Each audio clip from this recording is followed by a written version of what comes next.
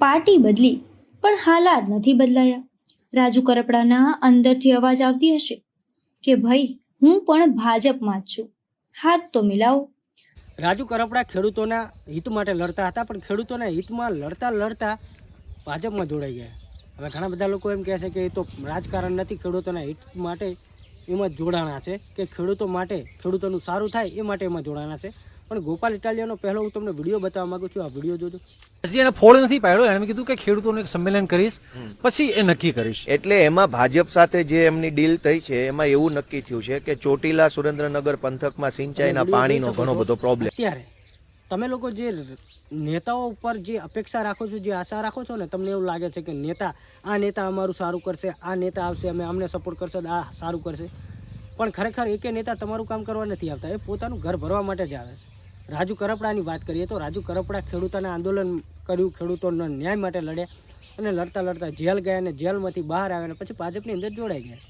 તો શું ભાજપની અંદર ખેડૂતોના હિત માટે જોડાણા છે? ગોપાલ ઇટાલિયાનો તમે વિડીયો જોયો, અને ગોપાલ ઇટાલિયા તો કહ્યું હતું કે ખેડૂતોના હિત માટે રાજુ કરપડા લડે છે, બહુ સારું કામ કરે છે. પણ તમે સમય આવે જોઈ લેજો કે આ જેલની અંદર ગયા છે, તો જેલની અંદર આમનો સોદો થઈ ગયો છે, અને આ વાત ટૂંક સમયની અંદર ભાજપની અંદર જોડાશે.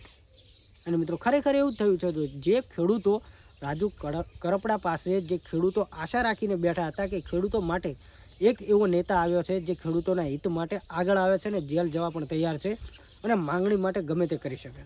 પણ એ જ રાજુ કરપડા અત્યારે ભાજપની અંદર જોડાણા છે. એટલે શું કહું, ખેડૂતોના હિત માટે, કે ખેડૂતોની હવે કોઈ આશાઓ, કે ખેડૂતોને જે હિત છે, ખેડૂતો માટે જે કરતા હતા એ હવે બધું પૂરું થશે? તો જે લોકો પહેલાં તો આપણે કહી દઈએ કે અંધભક્તો બહાર આવો. કોઈ પણ નેતા અત્યારે કોઈ તમારું સારું કામ કરવા માટે આવતા નથી, પોતાનું કરવા આવે છે, અને પોતાના છોકરા આગળ લાવવામાં આવે છે. તમે મોસ્ટ ઓફલી જોશો તો કોઈ પણ રાજકારણની અંદર કોઈ પણ જોડાય છે ને, એ પોતાના હિત માટે જ આવે છે. ગોપાલ ઇટાલિયાએ હમણાં કહ્યું હતું કે રાજુ કરપડા જોજો ટૂંક સમયની અંદર અહીંયા જશે, તો ગયા. બાકી રાજુ કરપડા ખેડૂતોના હિત માટે બહુ આગળ આવ્યા, બહુ લડત કરી, બહુ જેલ ગયા.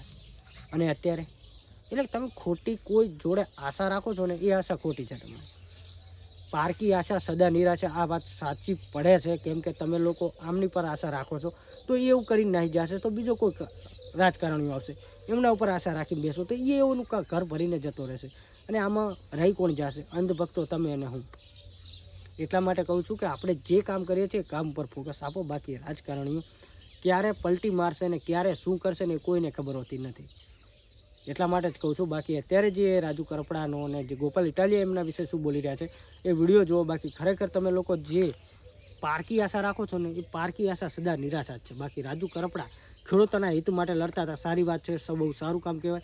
પણ હવે અહીંયા જોઈન થયા છે, તો શું હવે ખેડૂતોના હિત માટે કે ખેડૂતોની વાત અહીંયા પૂરી પોતાનું કામ થઈ ગયું?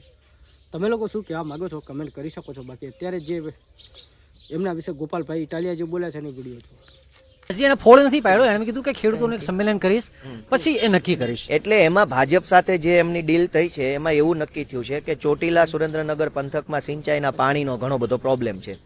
એટલે હર્ષ સંઘવી અને રાજુભાઈ વચ્ચે જે ચર્ચા થઈ છે કે ચોટીલાના પાણીના